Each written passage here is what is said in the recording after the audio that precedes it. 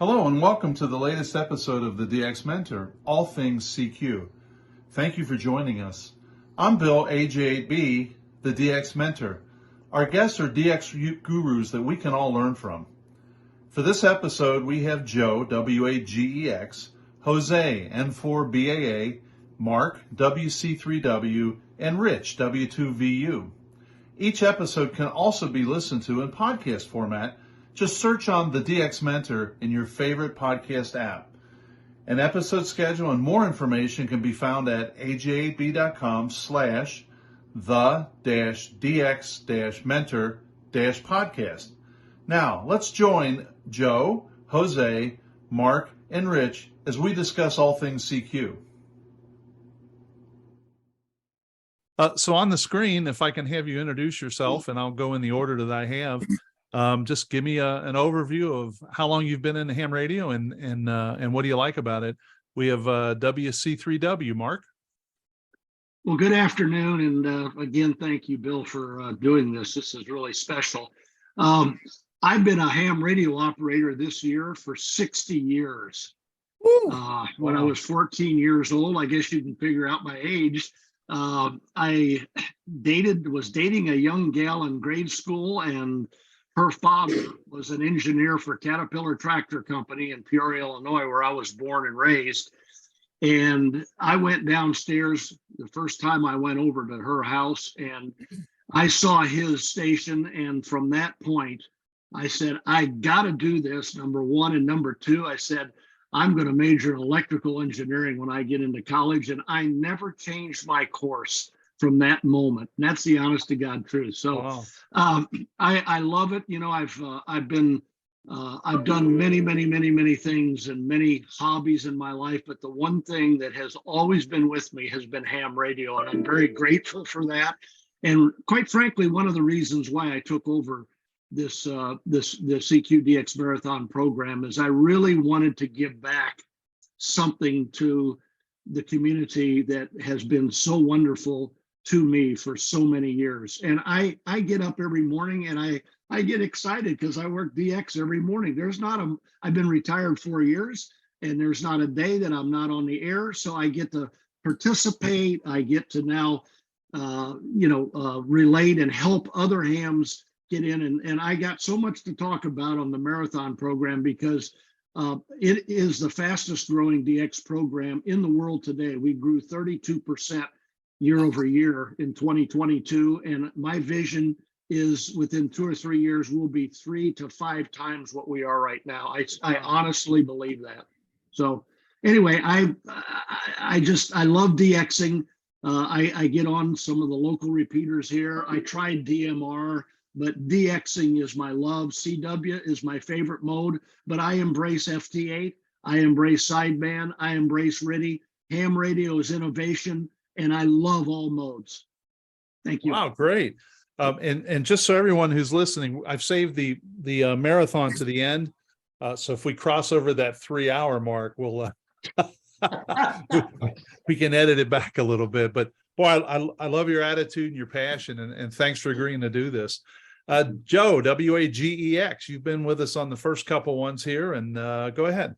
Well, thanks for putting these on, Bill. It's a pleasure to be here with all you folks. I've been a ham 53 years, and Mark sort of stole part of my story. But being a technician back there and back then, and I got on 6 meters and I worked into the Caribbean, and was absolutely hooked on DXing.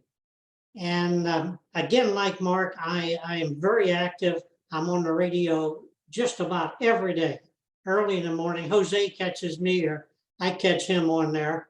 And I just, there's 2 things I'm in love with: my wife and DXing.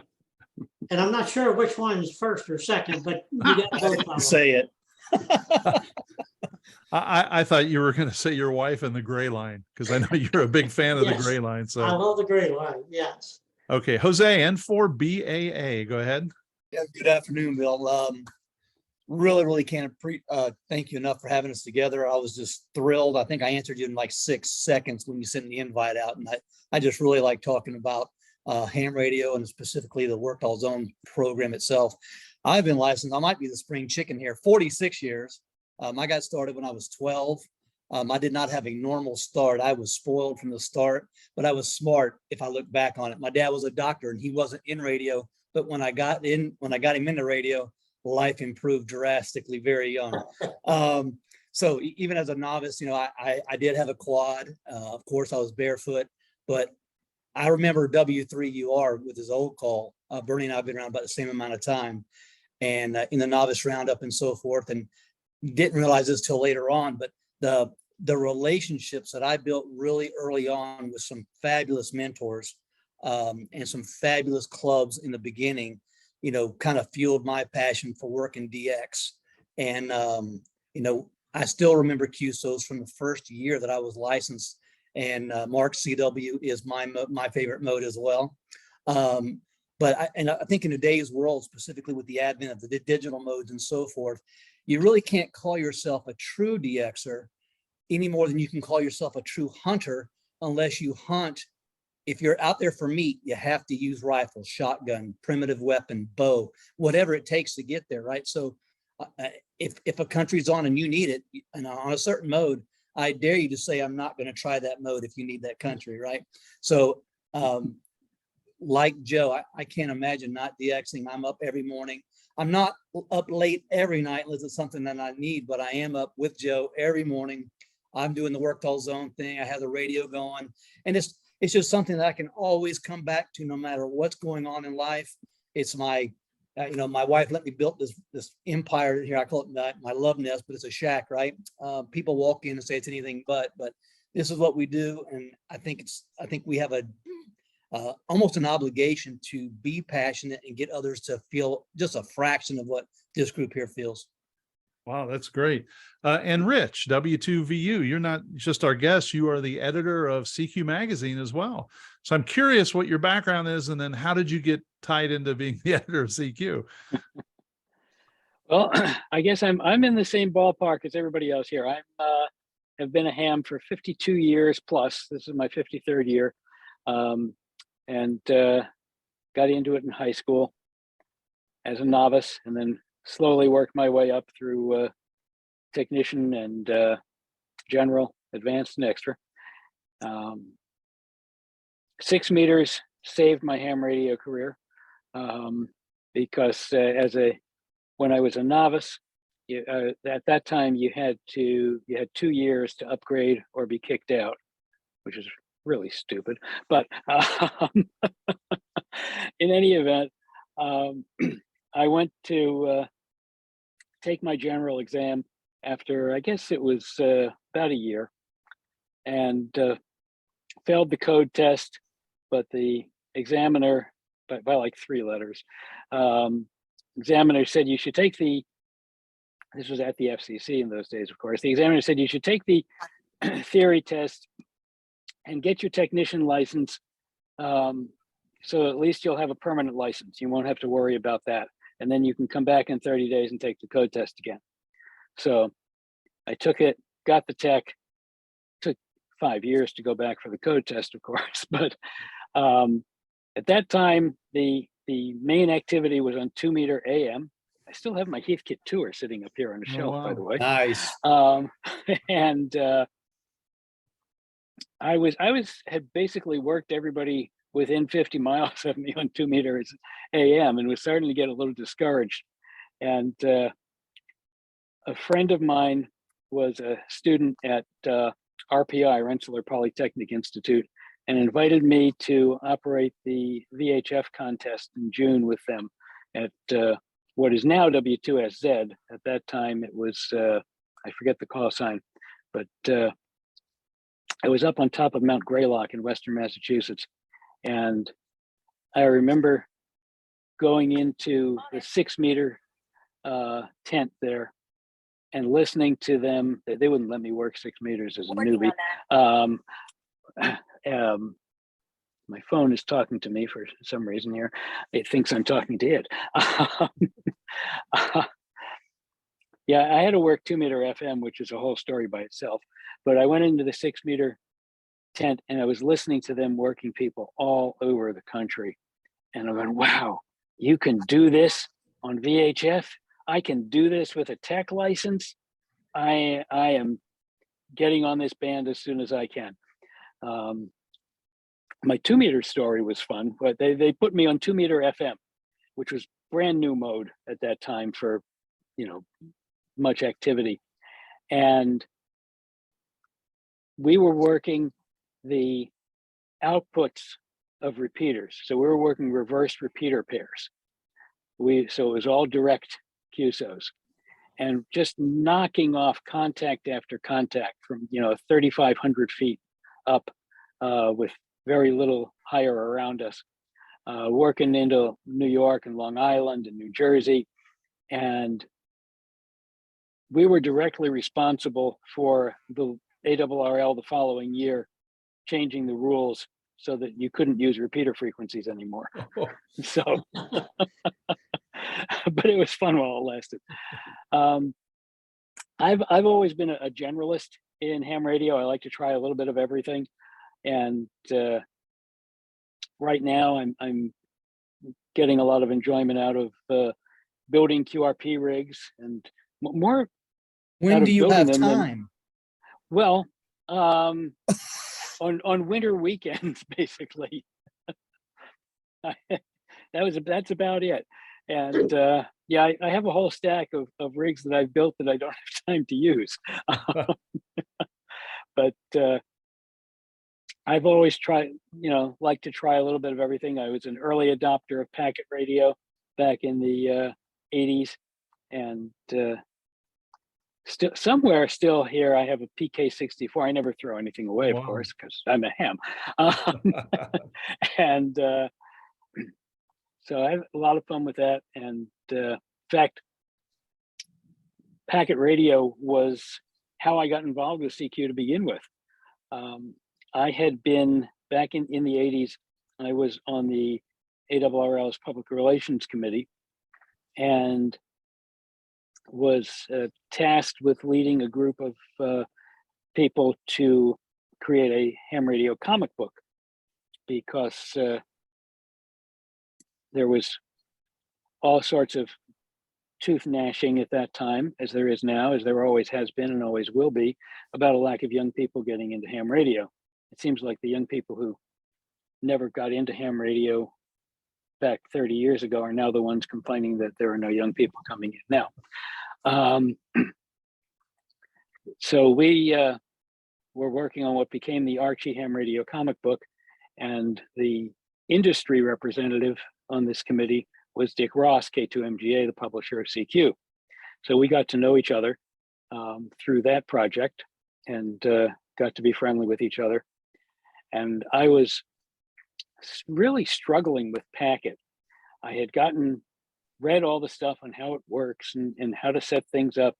And I had everything I thought working, but I wasn't making any contacts. I wasn't really hearing, decoding people properly, and nobody was coming back to me. And then my CQ arrives, and it's their annual RIDI special with a big splash on the cover, now including Packet. I said, great, I'll figure out how to work this thing. And unfortunately, it was just more on how it works, which I'd already read about countless times. So I called up Dick and said, how come you don't have anything on how to work it? He says, because you haven't written it yet.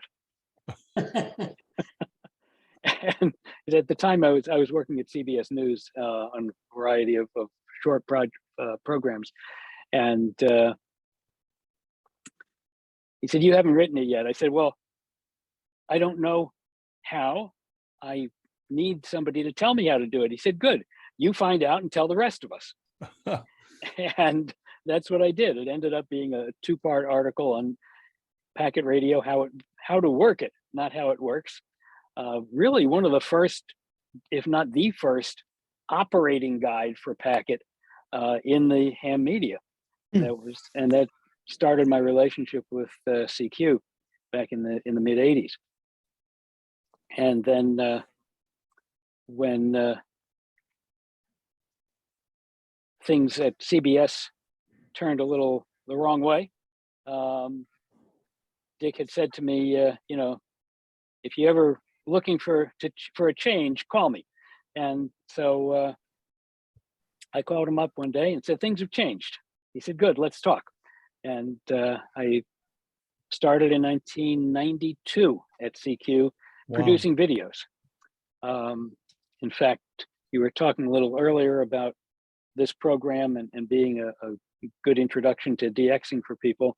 And we still have, as part of our HF pack, our video Getting Started in DXing, which, while it's close to 30 years old now, is basically the not much has changed in the world of DXing and how to make your first number of countries. So I would strongly recommend it for anyone who is looking for tips on DXing success, in addition to watching this broadcast, to get a hold of our HF Radio DVD pack, which includes our Getting Started in DXing program, which is as current today as it was 30 years ago. And so then we were, after the videos, we were approaching our 50th anniversary in 1995. And I made the mistake once again of saying, you know, we really ought to do something about this. And Dick said, okay, you're in charge. Yeah. So I ended up being the 50th anniversary coordinator and put together all sorts of stuff, including our 50th anniversary issue, which had a very big 72-page supplement to the January 1995 issue, all on the history of CQ and developments in ham radio and general electronics in that time period from 1945 to 1995. After that, I spent a little time as what we call director of stuff. I was kind of without portfolio, but I got our website up and running. I had to learn HTML because there was nobody out there with plug and play programs for website building, and a variety of things like that. Then we were looking at coming up with a magazine for new hams, and we did a survey and discovered that new hams didn't want a magazine for new hams, but they did want a magazine with articles about what they could do with a technician license, which of course had by the mid 90s become the entry-level license. And that was the genesis of CQ VHF, which I was founding editor, and continued doing that until late in 1999, when my predecessor at CQ, Alan Dorhofer, K2EK, unfortunately became a silent key. And at that point, Dick moved me into the CQ editor's chair, and I've been there ever since. Basically, the leg irons and handcuffs are probably responsible for that in part. Holy cow. So that's how I got to where I am today. Okay. It must be a heck of a, because I know doing a newsletter every other month, it's 50 or 60 pages. I'm always struggling for good content and everything else. I can't imagine a monthly magazine where you've got the publishing deadlines and all the other stuff you have. That it's just got to be a crazy challenge. Well, it can be challenging sometimes. Fortunately, we've got great columnists who provide us with a regular stream of articles, and people submitting feature articles on all sorts of fun stuff. Our focus has always been on the fun side of ham radio, the practical side of ham radio. We do a lot of projects, but we make sure they're practical, useful, and fun.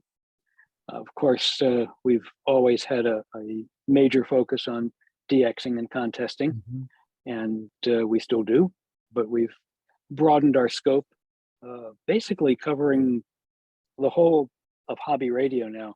We used to publish a magazine called Popular Communications, which focused on shortwave listening and scanning. And unfortunately, the market for that kind of dried up as fewer international broadcast stations were on the air, and a lot of public safety agencies started going to encrypted digital. It became harder and harder to find people to listen to, and to find advertisers selling stuff for people who were trying to listen. So unfortunately, we had to shut down Popular Communications. We merged several of its aspects into CQ, including our listening post column and a couple of others. So we've broadened our scope in that time period, basically, I guess the last 10 years or so, to cover all of hobby radio. We've continued to have, with the last couple of issues, we've had articles on scanning tips and things like that, and continue to do that in our shortwave listening columns. So out on the CQ website, you used to have a sample. Was it a sample edition that people could pull down or go through? Is that still out there? Yes, it is. Okay. You can go to cqamateurradio.com. That's with hyphens, cq-amateur-radio.com. And you can, I think down toward the bottom of the home page, there's a link that you can click on for a recent digital issue. Our digital editions, which have also more than 10 years now, I think we're up on our 13th year of running digital editions. They are identical to the print edition, and so what you see there is the same as you would see in the print issue, with some benefits of being able to, like, if you see an ad for something that you're interested in, you can just click on it and you go right to the advertiser's website or some video or whatever they want to connect you to. Of course, you can't, roll it up and put it in your pocket, but Yeah. so, I love the various hyper rooms you can't take it to. So well, and I like the product reviews, or when there's a discussion about a product and you can click through and there's the video, or there's that's really cool. Well, good for you. So the other open question I have, because I don't know who wants to take this one on, but so what I've always found interesting is when I think of CQ, I've got the magazine and then I've got all the contests, right? So how did one evolve from the other? And anybody can take this, it feels comfortable, but I'm just curious, how was that two separate things going on that came together, or? they evolved together, and they both actually predate this magazine that we have in front of us today. The CQ itself is, let's see, this is the January issue, and we are starting our 79th volume. So we're in our 79th year. But the magazine itself, the history of it goes all the way back to 1917, to a magazine out of California called Pacific Radio News, which was a very, very early amateur radio magazine. And that eventually evolved into Radio Magazine. I have a 1936 copy of it sitting right here. Wow. Which was very popular. Lots of big names in ham radio writing there. I mean, here's an article on this one, an 807 all band push pull amplifier by Faust Gonset, W6VR. And we've got, there were a whole bunch of real leaders in the hobby at that time writing for Radio Magazine.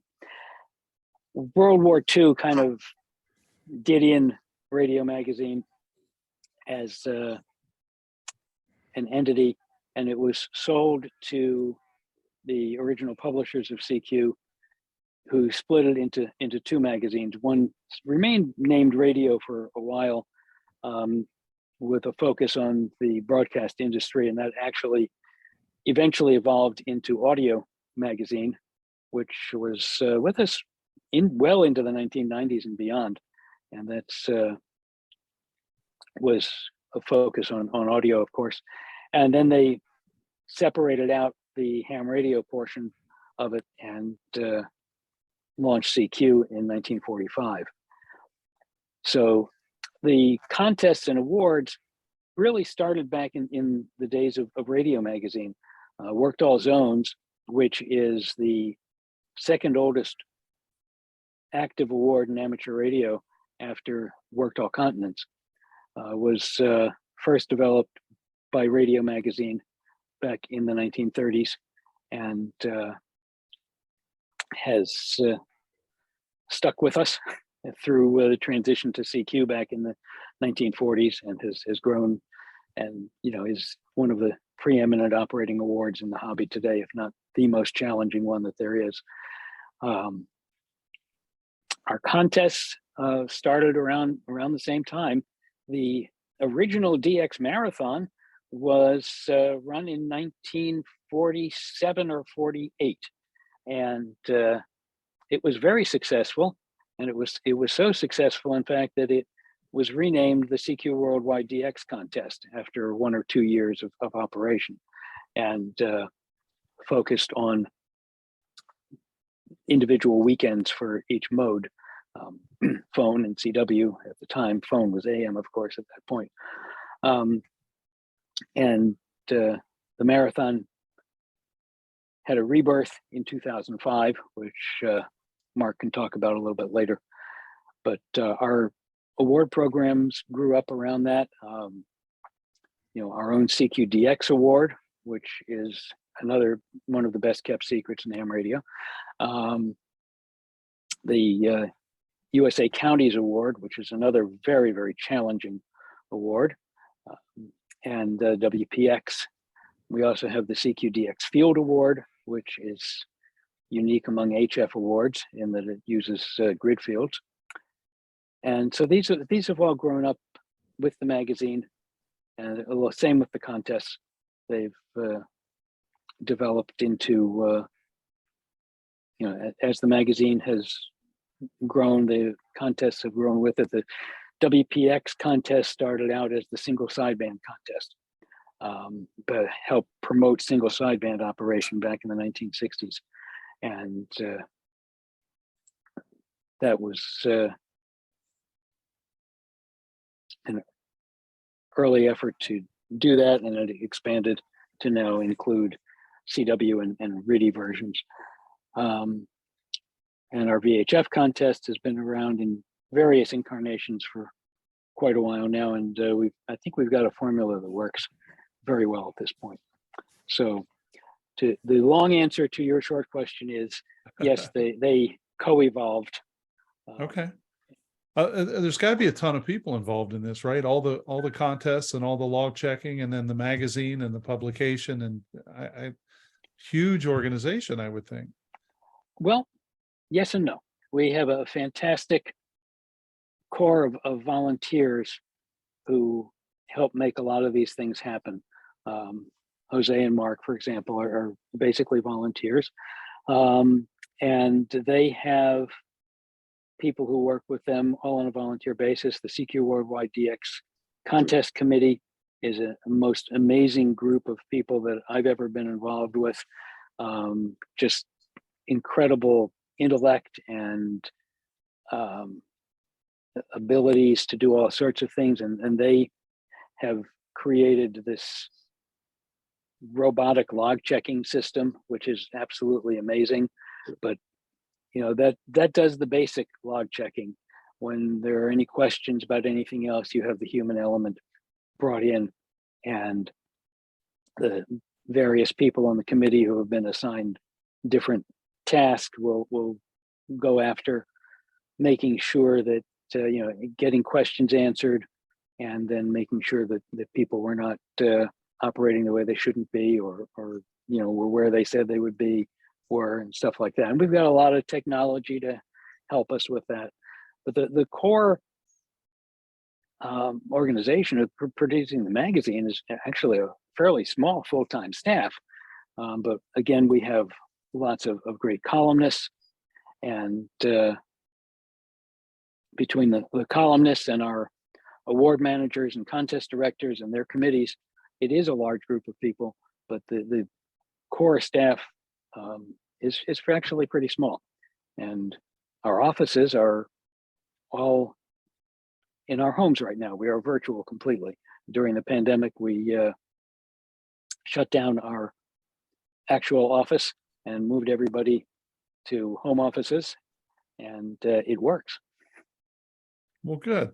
So I know about 15 years ago or so, I wasn't really into contesting at all, but I made the mistake of getting in the WPX phone contest one weekend because I think I was chasing Tunisia, and it never occurred to me that AJ8B would be a prefix wasn't that common, and all of a sudden I had this pile up, and it's like, what is going on? So I worked everyone as best I could, and I read about it. I thought, oh, I got to do this every year. Pretty addicting, isn't it? It is. It's a lot of fun. So, I guess the other thing when Joe and I talked last week, the idea that I've always used the term entity, and to me, an entity is the DXCC country list plus a group of 7 or 8 that are on the CQ list as well. Like I guess Turkey's divided into 2, right? So Mark or Jose, either one, can you speak to what the differences are and maybe how that came about? Go ahead, Mark. Well, basically, it's the 340 DXCC countries, and then it's the 6 entities associated with the Worked All Europe. So we have a total of 346, plus, of course, the 40 zones. So that's basically what the way the rules are today. Okay, and that's where they came from, then the Worked All Europe Award. Yes. Oh, very, very cool. Yeah, I knew they weren't plus random. Plus 2. Plus 2, right. The what we call African Italy, the 2 Italian islands of Lampedusa, and I'm blanking on the name of the other one that's right next to it. But basically, they are in Zone 33, Right. which is a Northern Africa zone. So you really can't count them as Italy. So they are, but they're not in Europe, so they're not in the WAE either. Okay. So those are our additional counters, if you want to call them counters. And there are de-expeditions to those islands to activate them, I would imagine, for the marathon, right? Mark, do you know about that? There are From time, expeditions to operate them for the CQ Worldwide, for sure. just like any, from time to time, they'll be activated. That's Okay. correct. So then I'll talk to Jose. How did the whole zone thing come about? Which I think is a great concept. So you're really talking about the CQ Yeah. zone program itself. Yeah. So it goes way back as well, like Rich was alluding to, probably, I'm guessing 1936-ish. And that map really has not changed much, to be honest with you. There's been a lot of controversy about some of the calls that were made early on. There's people that are lobbying to change some of the zones for selfish reasons and so forth. But I think Rich might want to comment. I believe their strategy, or the way that they faced it, was to take the original zones that were defined even that far back, and really I think they took my understanding is they could not find a really good reason to change it, because the delineation, the lines of delineation and so forth were pretty good, to tell you the truth. They follow boundaries, and nothing really gets split in half, if you will, with very few exceptions. But it's an award that really, it's kind of a love affair for old timers, because it's the same thing now as it was then. It obviously is the same as when I started, right? But there was this nostalgia about it back then, and it was very elusive. A lot of people can work hundreds of countries and still not work all zones. And that was, if you think about it, in the days of AM and CW and phone, that was a difficult task, specifically on some of the more difficult bands. And then fast forward, one of the fantastic things about the zone program, and still utilizing that old map to keep with the same subject, is with the advent of the digital world, it allowed a bigger pool of people to find that Worked All Zones now is not something that was unattainable, but in contrast, now it was something that was very attainable for a very modest station. So, it just rolls back to one of the things I really like about our hobby is there's something for everyone, no matter what you want to do. As long as it has to do with communication, we can find a mode for you. We can find a setup for you. and we can definitely find a worked all zone program for you as well. So I think it's kind of unique that we can say we're utilizing basically the same map that started the whole thing off decades ago. So I know Joe did a lot of, he's had tons of QSLs for years. And in just the last couple of years, he started accumulating them. And I'll be honest, he kept saying, man, I talked to this Jose and he got this done and this done and this done. And I couldn't be more appreciative. But overall, you're still chasing all that, right, Joe? Oh my God, yes. Yes, I get up every day chasing Jose. That's one of the reasons I get up in the morning, chase Jose and DX. But yes, Jose has been exceptionally good to me and helpful, I guess I should say, to work these awards. And I've got them, you can't see them, but they're over here on the wall, Jose. So thank you very much. And most people can do this. Hell, it's your story. If I can do it, anybody can do it. But you just got to put your mind down to it, get up in the morning, get on the gray line, and turn the radio on and work. Yep. So when I got my WAZ a few years ago, I was a little surprised to find out how integrated it was with LOTW, because honestly, I just thought that was split organizations. Ignorance on my part, but still, I was really surprised. Do you see that continuing a tighter relationship, or is there anything else you can leverage off of each other? Yeah, I've had a great experience in 10 months with the Logbook of the World team, as well as the EQSL team. The forms of credits or confirmations that we take are EQSL, obviously the physical QSL, as well as Logbook of the World. And I think that Logbook of the World integration digitally, both platforms, is number one important to the longevity of the program, because to be honest, if we just take a look from the 40,000 foot level, QSL cards and the cost of postage, as well as geopolitical situations around the world, make it very difficult to get a QSL card. I remember waiting years and years to get a QSL card from the Zone 23 UA0Y, or a 18 or a 19 when Box 88 Moscow was in full force, which it still is, by the way. Really? Oh yeah. But anyway, that is a very unique partnership that we have, and it's unique, and it has to be cultivated and cultured. Those teams cannot be better at working with some of the requests that I have. Probably they've worked out 20 kinks that I've found, because one of the things that I wanted to do was to streamline the process, so that, number one, with a 70-hour position now and all the other stuff that I have going on, I wanted to make sure that when applicants and patrons gave me the application, they weren't sitting around for weeks waiting for a response, right? So, I have a 48-hour process now where I try to get back to you within 48 hours. I'll let you know I received it, because a lot of people submit, they don't hear anything, and they assume they got it, and things happen. But I've got it where I think I could not deliver certificates and awards and PDF awards and plaques in a very quick time frame without that partnership. That's great. And I do know for a while there was quite a lag there. So anything you've done to help that is appreciated. Well, we've got it now, even for a plaque. If anybody who calls and says they want a plaque, and in the past, like I said, those plaques were very difficult to get for the two they offered. But now anyone with any Worked All Zone award can order a plaque, either a wood plaque or an acrylic plaque.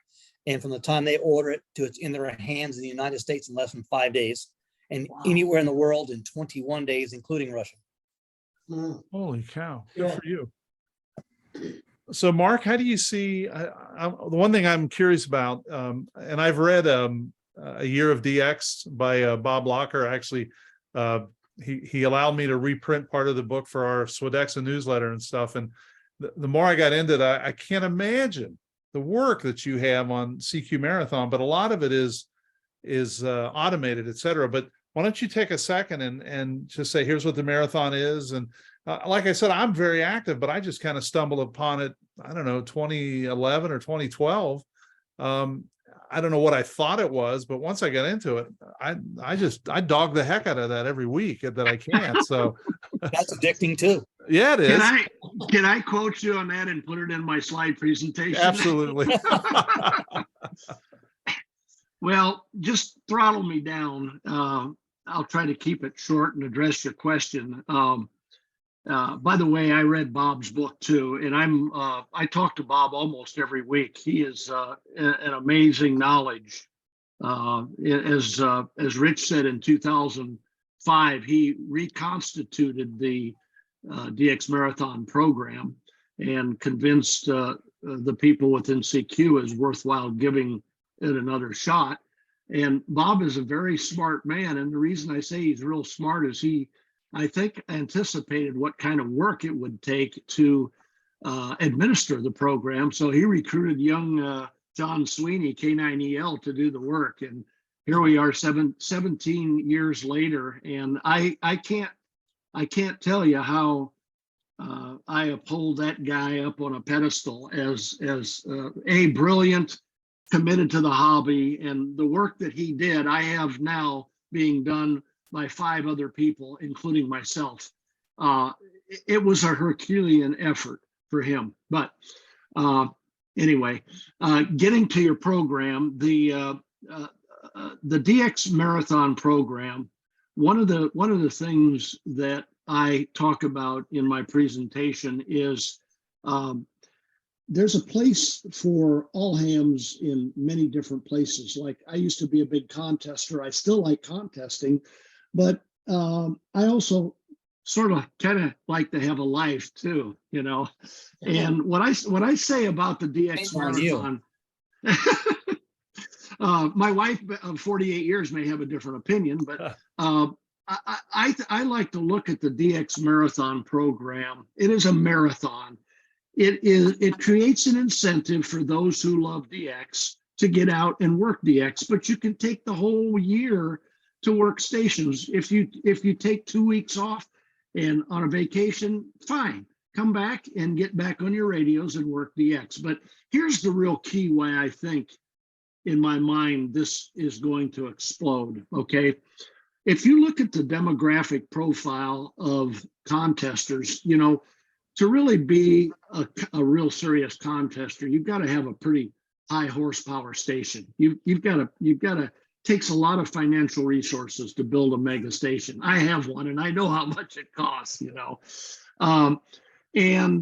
Secondly, you know, we've got this constraint. A lot of people are moving into places with, you know, have restrictive covenants like HOA or whatever. So the way I look at the marathon is, if you look at a bell-shaped curve and you look at all the population of all the hams, and I would argue there's 800,000 in the US and there's close to 3 million worldwide. I don't know what percentage, but certainly more than 50% are in the hobby to DX, to do some kind of DXing, okay? Not to poo-poo any other interests, but it's just, I think, a fact, okay? So there's a lot of people inside that bell-shaped curve that I look at the DX Marathon program as getting an opportunity to work DX. Particularly, there's 2 things. It's almost like the perfect storm that's now occurring. We have cycle 25 that's coming in like a lion. The cycle 25 is exceeding what the projections were in terms of propagation. And number 2, we got this thing called FT8, which is giving hope for some people that don't have the financial resources or may not have the property to work DX. Right. And the combination of that perfect storm, I think, is going to be explosive to our program. Our challenge in DX Marathon is to get the word out to people that this is a simple program. There's no confirmations required. You don't have to sign up for the program. You just keep tracking your logging program, the DX that you work. And at the end of the year, through a very simple tool, you put it in a spreadsheet and you submit it and you see how you do. And there's 2 aspects I emphasize too. There's some people that are very competitive, and you know, we have people in DX Marathon that want to go for the gold all the time. But you know, I was in DX Marathon for 7 years. I've got enough plaques and certificates. I don't need any. But what DX Marathon gives an operator, a DX operator, is a metric on which to do a self-evaluation of how they're doing in DXing. Right. Every year I've done better and better and better and better. Last year in 2021, I think I had 190. This year, my last year participation since I took over the program, I had 281. I mean, to me, Wow. there's a lot of self-gratification in the fact That's awesome. that I really did good. I did good in operating. I spent time on the radio. My station is in tip-top shape. So it's a neat metric if you're in it. And I used to once work for a boss that says, if it's not worth measuring it, it's not worth doing. Right. And that's why I like the DX Marathon personally for myself. I love you, Mark. So anyway, I'll shut up because I'll talk all day No. on this. That's awesome. Yeah. I mean, No, because I find myself tracking it every month, and I compare myself month over month for the years and year after year after year. And it's kind of like, okay, I've got a vertical and a flex radio. So I'm not going to compete with Joe or somebody, or you guys, but I'm competing with myself. And look at that, whether it's sunspots or not, I'm getting better at this thing. So Well, it's a ton of fun. Don't forget one other thing. And, I made a note, Bill, when you introduced yourself. I'm a regular guy. I've got a vertical, and whatever. The other beautiful part about the marathon is the categories that we establish. And we're now reviewing this for the 2024 because there's some cleaning up that needs to be that we need to do. But we have basically 4 tranches. And what we try to do is get a level playing field of all the people. Like if you're in the unlimited class, you got the big, Yagis up 100 feet, you got the linears and everything else. But down at the bottom, we have the formula class, QRP. So you can enter the QRP class and compete against all QRP people all over the world. So you can choose your category of participation. And then I always say we have a few of these people that don't like FT8. Well, you know what? You can pick a mode to compete against. Go in and compete with sideband and CW and compete against all people in the world against those modes. Or if you just want to compete digital, go in and compete digital. We literally have a program. If you have a radio and you're on the air and you're working DX, we can slot you into some program where we think you can have a lot of fun. That's terrific. And I really appreciate your passion too. And going back to a comment you made earlier, last September, we were down at SEDCO and Joe and I were in the radio room, and there were 2 guys talking about how you made a comment about FT8. I'd never use FT8, blah, blah, blah. So I said, hey, either one of you guys got Bouvet? And they said, no, we don't have Bouvet yet. We can't wait. I said, so hypothetically, the container that's going to take all the gears and paddles and microphone goes over the side, and all they have left is FT8. I wouldn't work it. I thought, you are lying to me.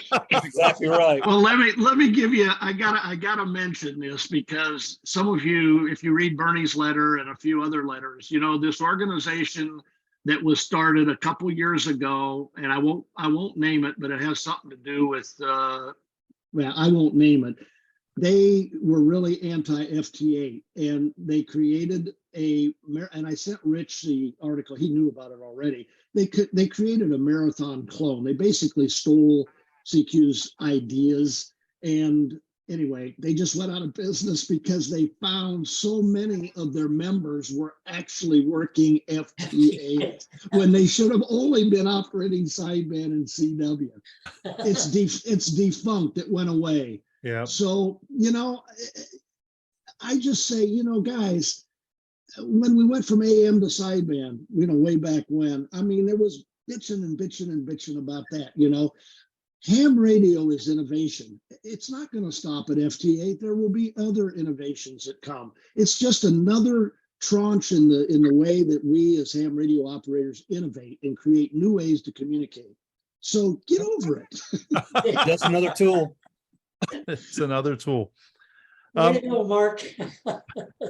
So I'll go to each one of you. What do you see as next for either Worked All Zones or the marathon or the magazine or the contests? And I guess we really haven't touched on the contest. And I want to make one personal point about the CQ Worldwide 160. I've never worked a more pleasant contest. I wasn't on 160 until the last couple of years, and I mean, those guys are nice. They want to help you. They will answer questions in the middle of a contest. That just doesn't happen. So not to berate the other ones, but I really look forward to that particular contest. It's hard, of course, to get too many multipliers in it, but that's okay. I enjoy getting on and working those guys. And if no one has ever tried that and they have the ability to just put up an inverted L or something, they'll do fine and really have a blast. So I really appreciate y'all doing that contest. That's terrific.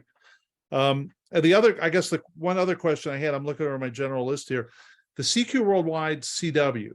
I think, on paper, I could have asked, the average ham, say, I'm losing my time frame, maybe 15 years ago, and say, okay, with the no code license, that contest is there's no one going to operate. You know what I mean? I mean, and yet I think just the opposite has happened, right? I mean, the number of logs that y'all receive is just terrific. Did you expect that, or maybe you weren't surprised because you really tuned into it? But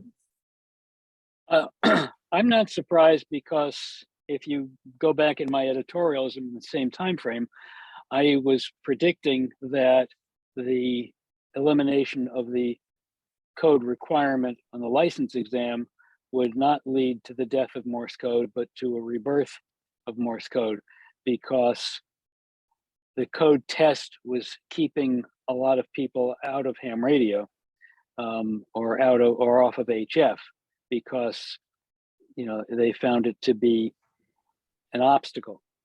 Yet the people who said that ham radio would die off and CW would die off without a license requirement were ignoring the simple truth that people like to operate CW not because it's a requirement, but because it works and it's fun and it gets through when others don't, and it's a very efficient mode. All of my 90% of my QRP rigs are CW rigs, because you can easily carry them with you and go out in the woods and throw a piece of wire in the tree and hook up a battery and talk to people. And that's more difficult with phone. And you don't need a computer to do it, with all due respect to FT8 and the other digital modes going all the way back to packet and RIDI. You need additional equipment to operate every digital mode except CW. The only computer you need for CW is this one. And it allowed the elimination of the license requirement allowed CW to really emerge as the valuable and fun mode that it is.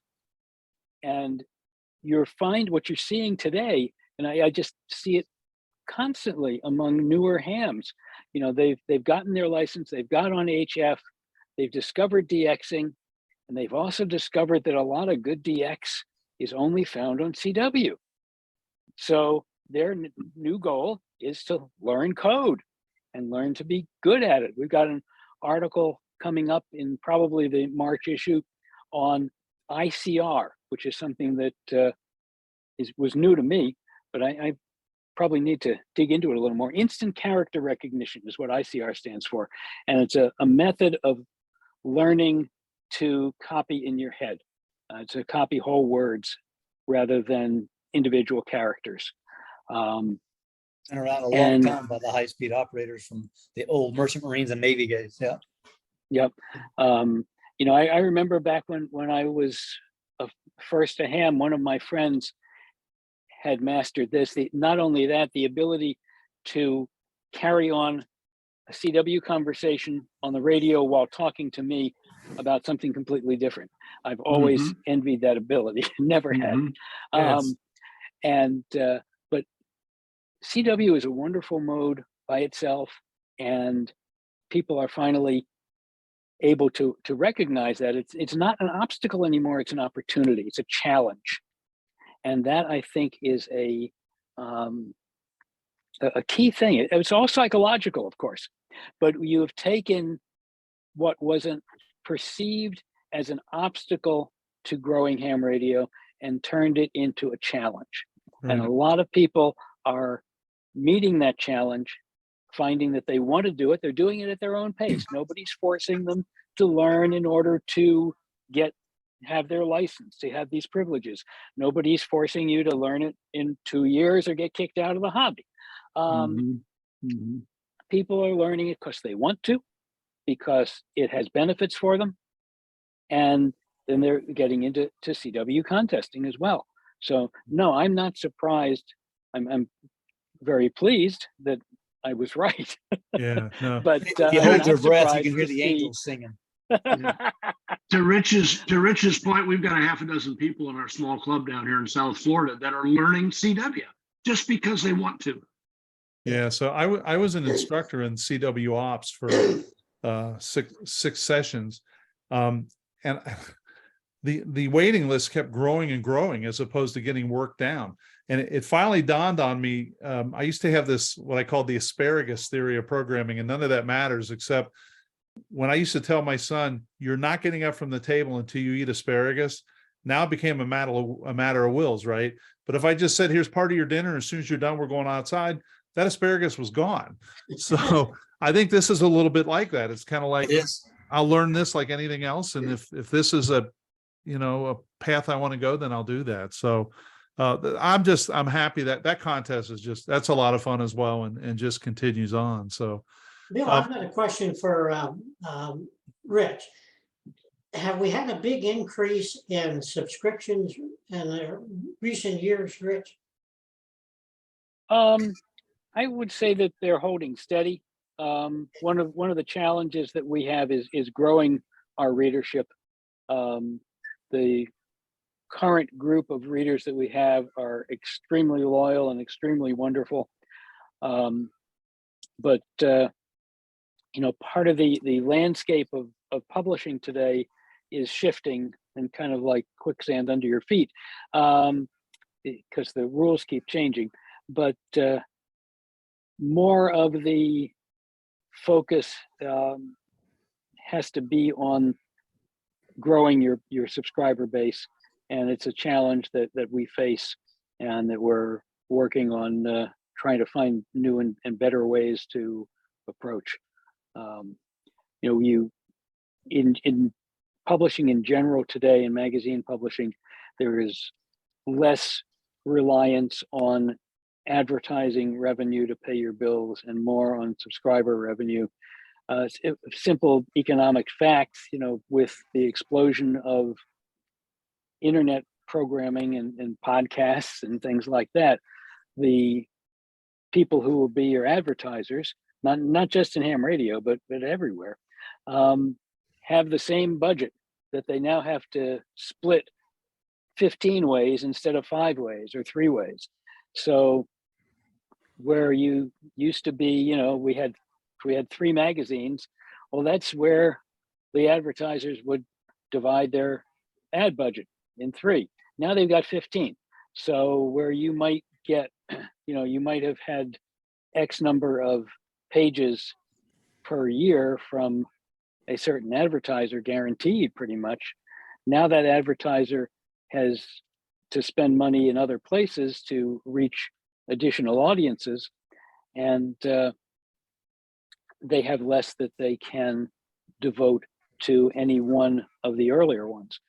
And that's across the board and around the industry.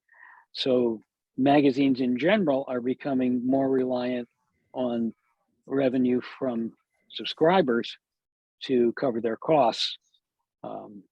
So it is an ongoing challenge for us to grow our subscriber base. And I hope that all of your listeners and viewers will consider joining us as subscribers, either to our print or digital edition, and helping to support CQ and the independent voice that we provide in ham radio. And I'll certainly put some links in the show notes. There was one thing that you said, it triggered something that wasn't on my list I'd love to touch on.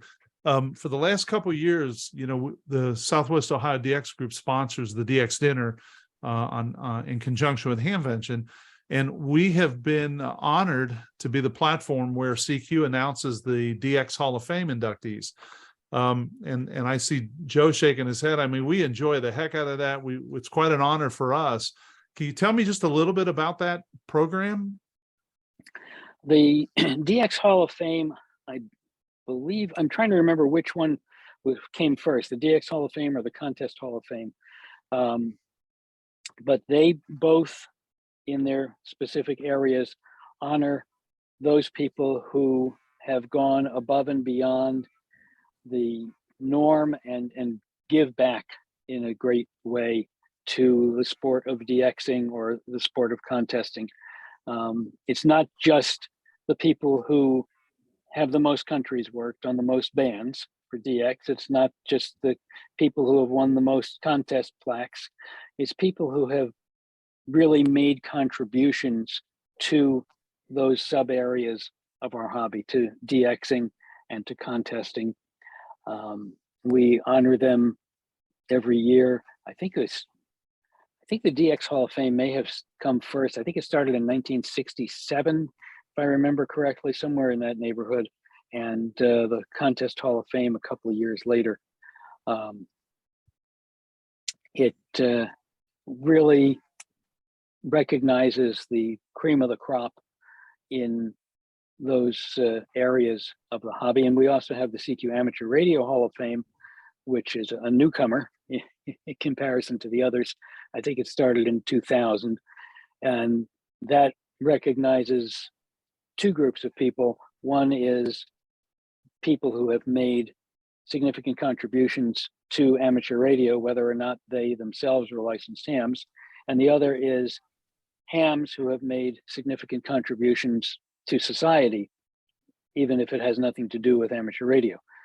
For example, last year, we inducted into the Amateur Radio Hall of Fame a couple of doctors who have are very big DXers, but they were not inducted for their DXing, but for their contributions to fighting COVID and to getting the national response up and running. So they have been recognized for their contributions to society in general. But that's the genesis of those halls of fame. We are always privileged to get fantastic nominees to each of them, and there are great people out there in ham radio who are doing great things, not only for the hobby, but for the world in general. And you know, one of the things that I have always say to me is the crux of ham radio is the people. Yes, we're heavily into technology, but the purpose of all this technology is to be able to communicate with other people. If it wasn't for the people, then there'd be no point to all the technology. And it's just, you know, there is so much that goes beyond just making contacts too. I just this past weekend, I was down in Florida for my mother's 100th birthday. And after we left our visit with her one day, my wife and son and I, my son is also a ham, we were out at a nature preserve and walking around, and my son has a camera with a lens this long, and we came upon somebody with a camera with a lens this long on a tripod, and we were wondering what he was waiting for, and standing there next to him, hearing him talking with another person and mentioning antennas. And the other guy says to him, "Oh, is that your truck out there with all the antennas on it?" And he said, "Yes, it is." He said, "Oh, are you a ham radio operator?" He said, "Yes, I am." He says, "Oh, so am I." And they start talking, and I came over and said, you know, I couldn't help overhearing you, that you're ham radio operators. And my son says, "So are we." And we spent the next 20 minutes talking about ham radio and cameras and bobcats that he was looking for in this nature preserve. But it was, you know, something that doesn't normally happen in the real world, but always happens in ham radio. There are always these encounters that you wouldn't be experiencing if it wasn't for ham radio. And they just happen over and over and over again. And it's one of the most wonderful things about this hobby is the fantastic people that you meet. And to me, that's what it's all about. Yeah, and this is a terrific group here, and I sincerely mean that. And speaking of photography, Mark, I was on your QRZ.com page, and the photography you have out there is just amazing, and I have to assume you did that. So let me do two things. If answer that, and then we'll kind of wrap up, and I'll start with you. So, is there anything else I missed with either CQ or any of the topics, or especially the marathon? So go ahead. Those are my cameras. I have, they're outdoor cameras. I have an osprey nest up 60 feet in a pine tree in my home, and I have the ability to PTZ it. So we have a beautiful lake right in front. We're in the Grand Lake, Colorado at 9,000 foot elevation. So I get beautiful pictures, mainly through my camera. The only thing on marathon that I would like to just throw out there is I was very fortunate to have secured a forum at the Hamcation in Orlando on Saturday at 1:15, and I'm really hoping that that will be very, very well attended. And I'm going to try to make it to Dayton. I haven't contacted anybody yet. I'll have to probably drive up there if I do, but I just I'm really excited about the program, and like I said, I'm doing 3 to 4 Zoom meetings a week. I reached out to all the section managers in the U.S., and they have been extremely helpful in propagating down into their clubs in their region. I get emails requesting it all the time, and it takes 45 minutes of my time, and I'm retired. What the heck, you know? And I'm touching a lot of people just by myself, and it's really kind of a neat thing. I'm enjoying it very much. But I would just ask that if any club, any place, and I'm starting to get into some international clubs. I'm having the rules. The rules have already been translated into 6 languages. I'm doing a study right now to balance the U.S. participants versus the international participants. And I'm trying to see what that balance is and see if we can.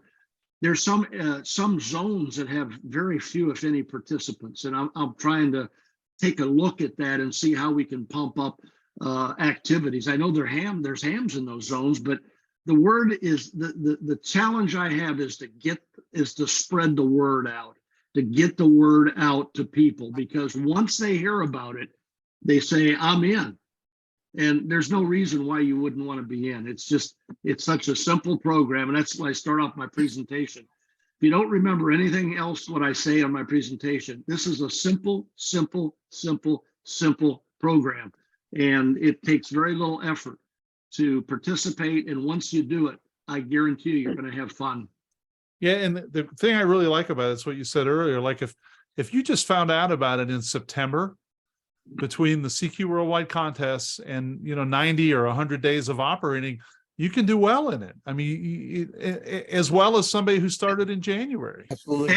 That's absolutely true, and it does not preclude anybody that's a big contester. I used to love working contests because I would always pick up some CQ marathon points in countries and zones by working contests. So it's not an either or thing. It's something. It's a creme de la creme. It's a thing that you can put on top of everything else you like to do. And you can do it without putting a whole lot of effort into it. Have you thought about submitting a presentation to the QSO Today fair in March? I've done that before. We can talk about that online, but I'm up for it. No, I have not. To answer your question, I'm looking for avenues. I did a presentation with Rat Pack in your backyard.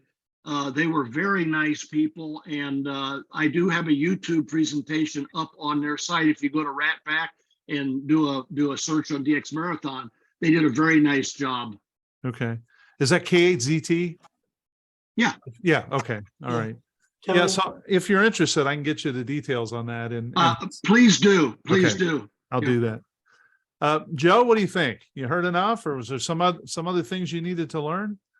Well, when I woke up, they all sounded good.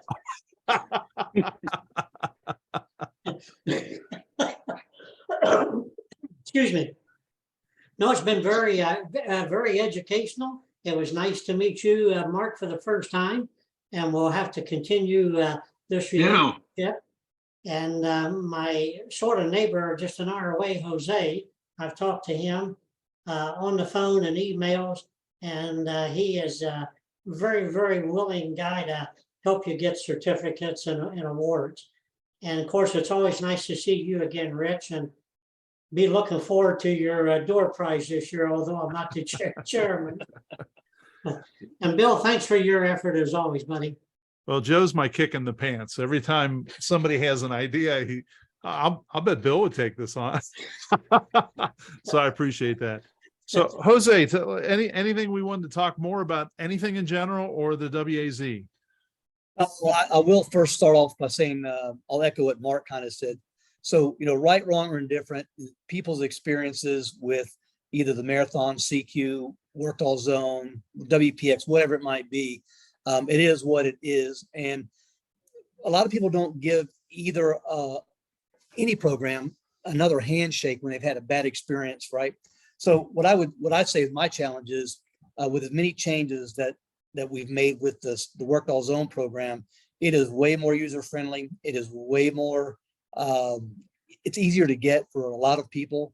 And I think it's only going to grow. Specifically, you asked a question earlier, where do we see these programs going? Maybe is for the Worked All Zone program specifically, it really needs that to continue that partnership I spoke about earlier, specifically with Logbook of the World, where, I think there's avenues in the future to maybe go after mixed mode WARC band awards rather than just band modes, which is currently the way it is now.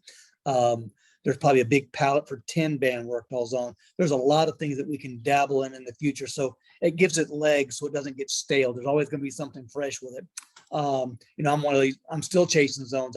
I have 40 Worked All Zones awards. So I still got my eye on the holy grail of 80-meter RIDI, and I need 3 more of those. Oh my gosh. And, my stuff is set up here so that if a new one comes on, I get a text or an email, and I will remote in from my phone and operate any mode from that phone if I have to. I am not going to miss it because I'm just passionate about it. I won't sleep at night if I miss something. So having said that, I think, in this position now, seeing all the reoccurring passionate, the dedicated patrons of WAZ, of people that I've been having communication with for 40 plus years, that is really nice. And I think it's refreshing. I think this position really needs someone who's living and breathing that walk with them every day and understands the zones and the process and can turn things around very quickly. I'm really happy to say since April, there's been an uptick every month. Every month there's been more applicants. We just went way north of 100 a day for the first time in a long time in January. So the word's getting out there. I've spoken about 18 clubs in those 10 months. So, it's just a synergetic effect. And Rich, I'm going to help us out a little bit. I'm going to start putting on the bottom of our letters about how to subscribe and how they can do that a little bit more easily to drive that traffic our way as well. But got to thank you, Bill, for your time with doing this. Mark, nice to see a face to the name. Joe, I don't know about the face to your name. I see it enough. I'm a little disappointed because I thought when you said you wanted to expand the thing, I saw Joe sit up and I thought he's going to ask for a 60-meter WAZ. I can hear it coming. Joe's kind of, to be really honest, Joe's kind of the godfather of 60 meters. I mean, I think activated the first country, and he's been pushing it more than anybody I know. And every DXpedition that goes out, he will contact him ahead of time and say, "Hey, are you going to do this or not?" So, and I'm ignorant to this. Would 60 meters count for either the marathon or?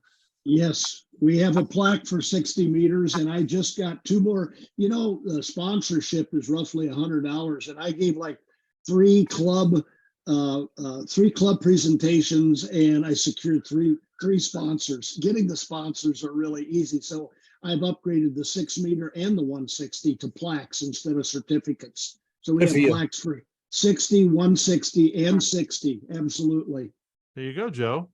Yeah, a lot of people So if don't it know has a this. 6 in it, I've always said that, yeah, there you go. I always said that the bands that have a 6 in them are all tough bands. They are. A lot of people don't realize that even currently now, 60-meter contacts do count for the mixed and mode awards for worked all zone. I was going to finish up real quick, Rich. I got to thank you and Dick for, giving me the opportunity to do this. I've been joking for 30 years that I wanted this position, right? And things just kind of happened where I could not be a happier ham to be able to give back to a great just bunch of population of people that really do appreciate it for the most part. And so again, thank you formally, and I look forward to a whole bunch more years doing this.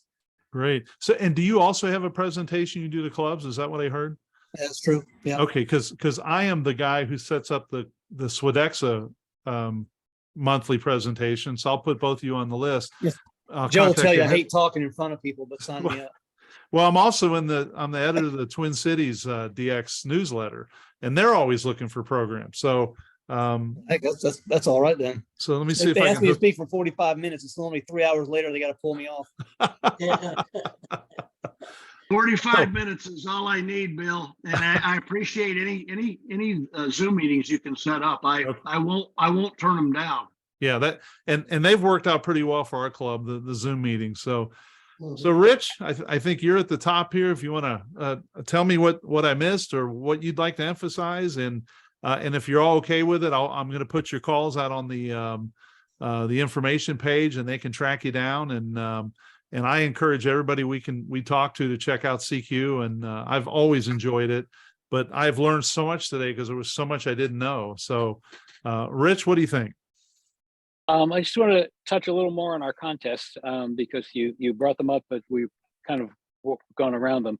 Okay. The CQ Worldwide DX contest is the largest participation sporting event in the world, as far as we can tell. It is doesn't happen in one place, but it happens everywhere in the world all at once. And the number of people who call signs appear in the logs is greater than virtually any other individual sporting event in the world. And that's amazing. We have the CQ Worldwide DX contest in the fall, the WPX contests in winter and spring. WPX RIDI is coming up in February, phone in March, and then CW in May. Those are the next ones up. The 160 meter contest is this weekend. Yeah, I was going to say. It's the single sideband. Let's see. Yeah, I think it's the It's single this week. sideband. It's this It's the weekend. CW. I'm sorry. It's the CW 160 contest this weekend, Yeah. and the single sideband contest is next month. And we've got great contests, great award programs. They do mesh with each other, as Mark was pointing out before. And so working in the contest will give you an opportunity to build credits for the DX Marathon, for the CQDX Award, for the WPX Award. So we try to, our focus at CQ has always been on the hobby side of ham radio. And yes, we recognize the importance of the public service side, and we have a regular emergency communications column and report on stuff that's going on. But 99% of the time, it's fun. It's a hobby, and that's where our focus always has been. And keeping in mind that it's a hobby and that we have fun. I mean, we try to have fun with the articles too. I mean, we got one in the January issue on playing with Lego blocks for ham radio. Oh, You're not going to find this in the other magazine. I'm sorry. But it's a great article on the author is using his grandkids' now outgrown Legos that have been floating around his house to build enclosures for various pieces of gear, and stuff like that. And they're hardy, they're strong, and they provide good protection for the equipment. So yeah, it's fun, but it's also useful and practical, and that's where our focus has always been. We love DXing and contesting, also cover heavily QRP and operating outside the shack and all sorts of other stuff. But basically we try to cover every aspect of the hobby at least a little bit. We're the only magazine with a regular column on medium and low frequency ham radio, 630 and 2200 meter bands. So if you haven't read CQ before, I would encourage you to try our sample copy and take a look at what we've got to offer, and invite you to subscribe either in print in the US or digital anywhere in the world. And I think you will really like what you see and what you get every month. All right, great. And I thank you for the opportunity to talk with you today. Well, I sincerely appreciate y'all taking time for this. We're trying to build up this educational back catalog, I guess is the technical term of really excellent podcasts, and I think this is there, and I'm looking forward to the feedback I get from hams too. I know they'll enjoy this. So, and if I can be of any service, I do the tickets for the DX dinner and some other stuff. So if you find out you're coming up here and you need help with anything, let me know. If you find out that you're here, I'd love to, just kind of meet you, and I might even buy you an 807. I don't know, a cold one, and we can get acquainted that way. So, Yeah, I'm sorry. sign me up. Okay. Yes. So, I'm with Jose. Sound me up. All right. Well, I appreciate it, guys. Again, thank you very much for being part of this, and I'm sure I'll be in touch, and I'd encourage you to do the same. So, thank you. Thanks, Thank you. guys. Thank you. Thank you. Very well done, Bill. Thank you. 73, everybody. Boy, I hope you enjoyed that as much as I did. I sure learned a lot. Thank you for joining us on this episode of the DX Mentor. I'd also like to thank our guests for this episode, Jose, N4BAA, Joe, WAGEX, Mark, WC3W, and Rich, W2VU. I would love to have your feedback, answer your questions, and provide help with any DX or amateur radio issues or questions you may have. You can email me directly at thedxmentor@gmail.com or give me a call at 513-855-3980. You can also follow me on Twitter at the DX Mentor. Each episode can be also listened to in podcast form by searching on the DX Mentor in your favorite podcast app. Finally, an episode schedule and more information can be found at ajb.com/the-dx-mentor-podcast. And I hope you'll check that out. Please drop me a line if you've achieved an all-time new one, received recognition, or have a DX event you'd like me to mention. I would be happy to do that. 73 for this episode, and thanks to my XYL Karen for her love and support. I'll see you guys in the pile-ups.